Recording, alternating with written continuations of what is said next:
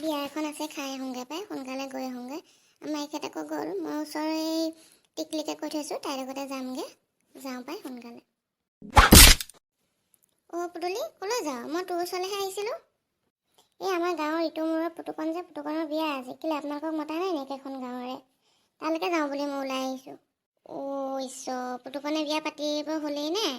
সি আমাৰ বাবাটোতকৈ সৰুহে। আমাক নাই মতা পাই বিয়ালৈ। একেখন গাঁৱৰে মানুহ মাতিব লাগিছিলে আৰু, কেলৈ বা নামাতিলে? এই আমি দুখীয়া যে, সেইটো কাৰণে আমাক কোনেও ভাল নাপায়, গম পাওঁ নে? সেইটো কাৰণে নামাতে আৰু। পিছে মই তোৰ ওচৰলৈ কথা এটা কাৰণেহে আহিছিলোঁ। তই যদি ফুৰিবলৈ যাৱ নহ'ব আৰু। কি কথা কওকচোন? এই আজি মই বাবাটোলৈ চোৱা ছোৱালীজনী যে, তাইক আজি বুদ্ধি কৰি পলুৱাই লৈ আহিবলৈ কৈছোঁ।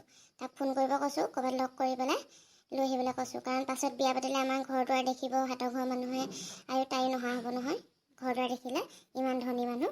সেইটো কাৰণে তেনেকৈ পলুৱাই লৈ আহিবলৈ কৈছোঁ। এদিন লোকৰ ঘৰ দেখুৱাব পাৰি আৰু, তহঁতৰ ঘৰটো এদিন দেখালোঁ আৰু পাৰে প্ৰতি তহঁতৰ ঘৰটোনো দিবি জানো দেখুৱাবলৈ? আৰু বিয়া পাতিবলৈ তহঁতৰ ঘৰত দিব জানো ডিম বেচৰে? খেদিব মোক ডিম বেচৰে। সেইদিনা ডিম বেচৰ নাছিলে কাৰণেহে। অ' ঈশ্বৰ, ইমান বুদ্ধি নে আপোনালোকৰ? মানিছোঁ কিন্তু দেই মই। অঁ, বুদ্ধি খটাব লাগিব আকৌ এতিয়া কিবা এটা প্লেন বনাইহে ছোৱালীজনী চাবলৈ গৈছিলোঁ। ইমান ধনী ঘৰৰ ছোৱালী, নহ'লে সেই কলিমলি ছোৱালীজনী কোনে আনিব বাৰু কচোন? অ' মানে বাবাটোৰ পচন্দ নাই ছোৱালীজনী? ছোৱালীজনী দেখিবলৈ বহুত বেয়া, সেইজনী ছোৱালী কোনে পচন্দ কৰিব কচোন? আমি অকল পইচাৰ কাৰণে তাইক বিয়া পাতিব খুজিছোঁ। নাজানো আৰু দেই আপোনালোকে কি কৰিব খুজিছে।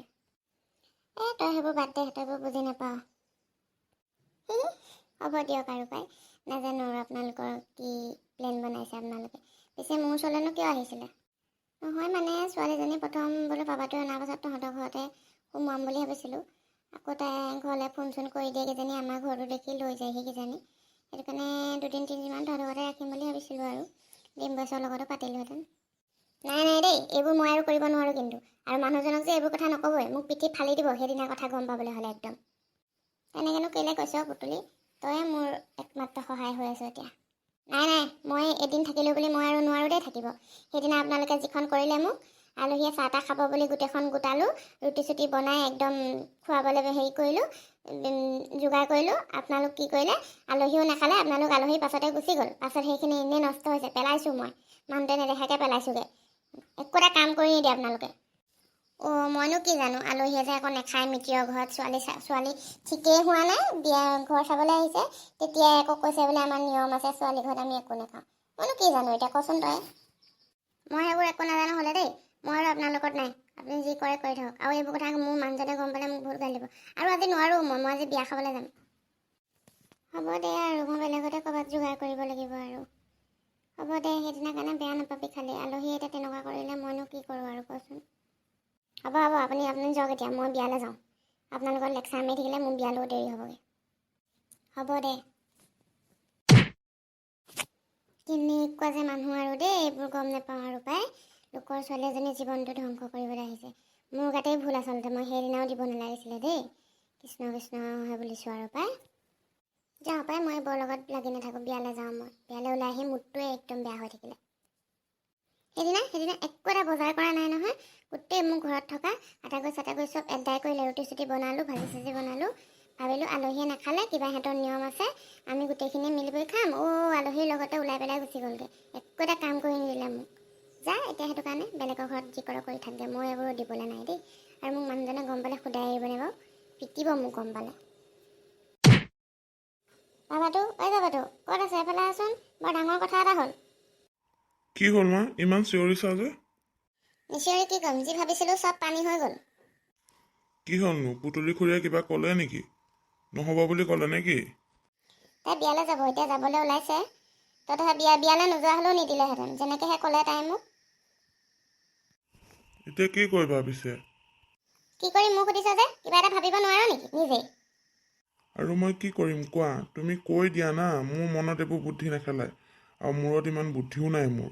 তো তুমি যিকেইটা কাম কৰিবলৈ কৈছিলা মই কৰিলোঁ। কি কৰিলি মোক কচোন, কি কৰিলি চাওঁ, শুনো মই তোৰ মুখেৰে। কিয়, তুমি জানো কোৱা নাছিলা কুঁহিৰ মাকলৈ ফোন কৰি কুঁহিৰ লগত কথা পাতিবলৈ আৰু তাইক ফুৰিবলৈ আহিবলৈ ক'বলৈ? মই কুঁহিৰ মাকলৈ ফোন কৰি কুঁহিৰ লগত কথা পাতি তাইক ফুৰিবলৈ আহিবলৈ ক'লোঁ আৰু ভাল পাটৰ ছেট এযোৰ পিন্ধি আহিবলৈ কৈছোঁ আৰু গহনা চহনা যি আছে চব পিন্ধি আহিব কৈছোঁ।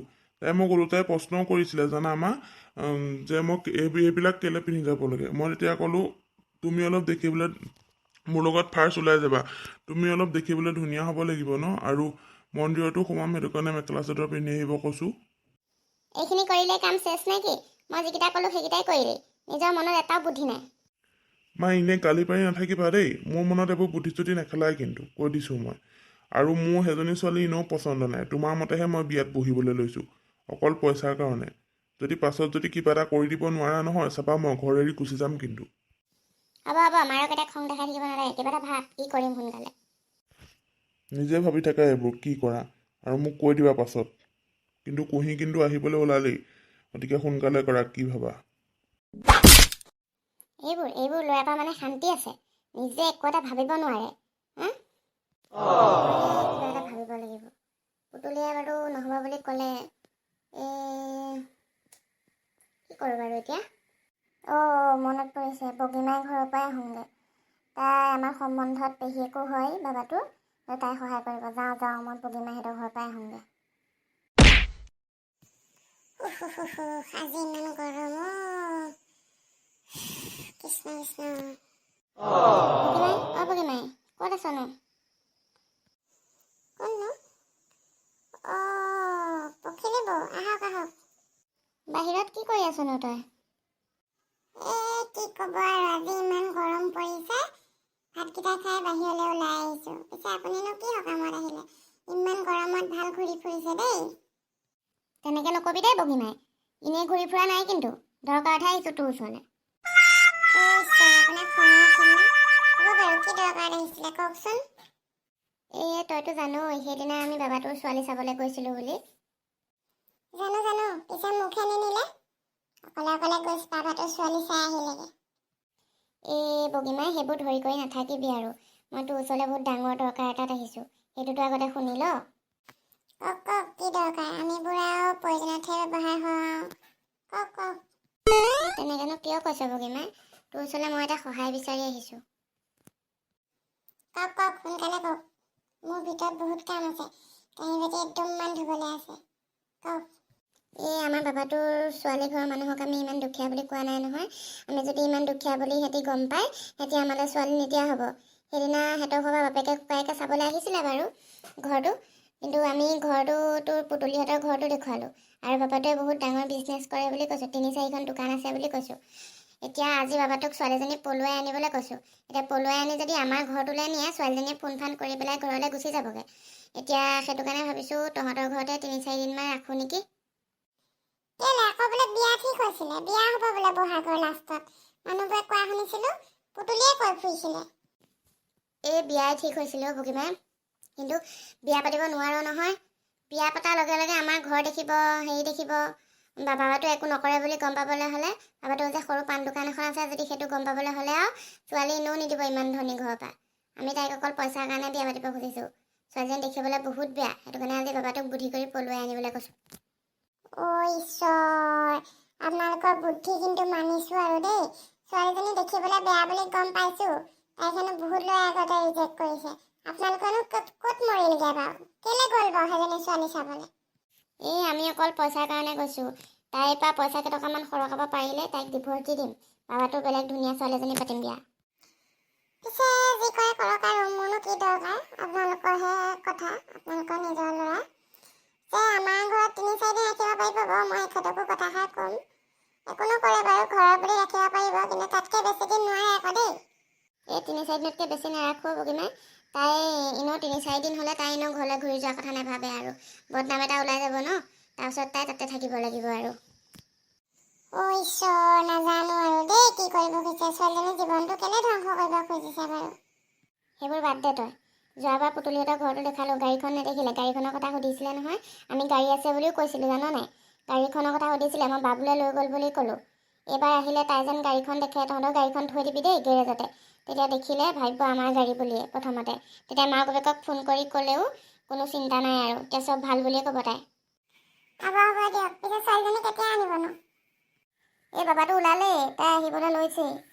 ময়ো যাওঁ, মই তোৰ ওচৰলৈ আহিলোঁ। প্ৰথমতে পুতলিৰ ওচৰলৈ গৈছিলোঁ, পুতলি আকৌ বিয়া আছে হেনো, আৰু তাইক হেনো ডিম্বেশ্বৰে গালি দিব।